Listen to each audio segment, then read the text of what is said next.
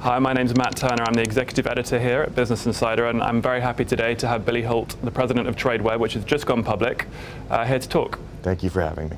Just to start, why IPO now? What brought that decision about?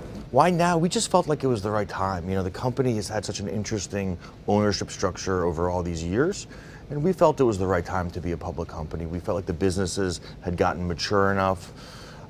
We've had these great partners over the years, and we feel really confident we're going to continue to have great partners. But we just felt like this was the right time for us. And how did you find the IPO process, and what advice would you have for anyone thinking about it? It's an interesting process. You got to pace yourself kind of through it. You know, it is kind of great to kind of go through it from the very, very beginning. I found all the different bankers that we worked with to be really great. There was a lot of teamwork involved. It was amazing to kind of be on the road and talk to the investors and kind of deliver the story, you know, really the story of the company.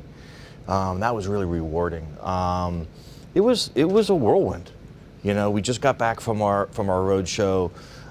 You know, really on Tuesday evening. We kind of started in Boston, then we went to the West Coast, San Francisco, LA, Denver, Kansas City, Chicago. It's a pretty cool thing, though, to kind of deliver the message and really deliver the message of your company. And how did, obviously we can see how the stock is trading, but what were the questions you were being asked on the roadshow, and what was the kind of mood of investors as you were talking to them? The mood was really positive. Sometimes you get really interesting questions about just the arc of the business and how these markets went electronic, and then obviously kind of how much more room there is to go around all of these marketplaces. There's no real kind of, by the end, you've heard a lot of the questions, so you're not getting any kind of big curveballs. But I found the investors to be, you know, really excited about our story, and all those conversations went really well. What does it say about the marketplace now, with Tradeweb going public, Market Access as a competitor also public? Yeah. What does it say about the evolution of electronic markets and electronic bond trading, fixed income trading in particular, that there's now those two companies listed? I think it's you know what, it's a great question, by the way. I think on some level, maybe it's a statement around how mainstream electronic trading has become. You know, I remember, you know, I've been at Tradeweb since 2000. I've been the president of the company since, I think it was 07 or 08. I remember when electronic trading wasn't mainstream. And I remember when you had to sort of fight for every trade and sort of work really hard to get the clients off of the phone and onto the mouse. I think it's some version of a statement just around the mainstreamness of the electronification of fixed income in a good way. And what does going public allow you to do as a company now? I think you know, one thing it allows us to do is, you know, in a funny way, kind of have this interview. I think the recognition and the brand of the company is going to change. I think that's a good thing. It's obviously going to give us a currency in the market and allow us to look at interesting things, and you know, so I think it's going to do a lot of positive things for the company. And you talked about the journey of electronic marketplaces. Yeah. Where are we in that evolution? You know, it's a good question. That's one of the questions, by the way, you get kind of on the road, so I should be decent at answering it. It sort of depends on the market that you're talking about.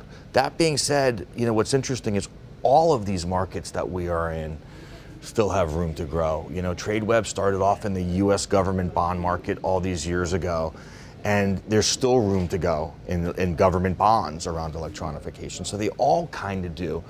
But depending on the market that we're talking about, you know, in baseball world, it would be like kind of like fourth or fifth inning in a lot of these different businesses that we're in. And that gives you a lot of kind of confidence and energy to kind of get after this kind of second half of it all. You talked about the government bond market. Yeah. What still needs to or can evolve there? You talked about it's still changing. Yeah, I always kind of think about, you know, when I think about trades that get electronified, and then I think about trades that aren't getting electronified, sometimes I think about those types of trades as large market moving trades, or any trade that has some version of complicatedness and therefore negotiation. The clients are getting so much more sophisticated in terms of how they engage with the market. We have a new functionality that we call AIX, which was a pretty nice hit as we talked about it on the road. And that's allowing clients to find liquidity more efficiently and more easily out in the marketplace. It's a search, right? Sometimes when we talk about what Tradeweb does, we talk about it in terms of just a basic search, a search for liquidity. And as that search gets more sophisticated, I think we're going to see obviously further electronifications of the market. And you mentioned liquidity there. Obviously a hot topic always. Yeah. So where are we? How do you see that and that discussion evolving also? It's good. It's changed a lot, right? One of the consequences of regulation has been around how different banks are set up, fundamentally set up in fixed income, and that puts a pretty strong sort of stress or premium on getting more efficient in terms of how you search for liquidity. One of those obviously is the all-to-all trading, which is the hot topic in credit.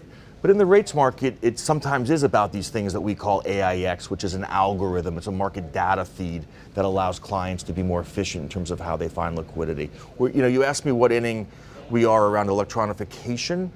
We're still kind of mid-innings around the real sophistication of the market. And the sophistication is going to help the electronification going forward. And in terms of some of the markets that are newer to electronification, what are you most excited about? Where do you see opportunity?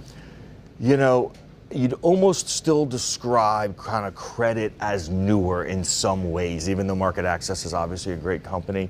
And we've been in credit the last couple of years making a significant amount of progress, but I feel like there's still a lot of room in credit to go. And then I always kind of think in some of these subset markets, so Tradeweb's really strong in the TBA mortgage market. I think that there's a ton of room in these subset markets. So for example, specified pools and mortgages, I think could have a lot of benefit from electronification. And what impact is this electronification having on kind of buy-side dealing desks and on the sell side also? How are they changing to adapt to this? I think, again, I think they're getting more sophisticated. I think ultimately it brings down the cost of trading. We're doing something in credit that we call net spotting, which is both efficient and a cost saver to the buy side. So everybody's looking at how they can get more sophisticated, run their businesses more efficiently, and obviously savings is a big deal in the market.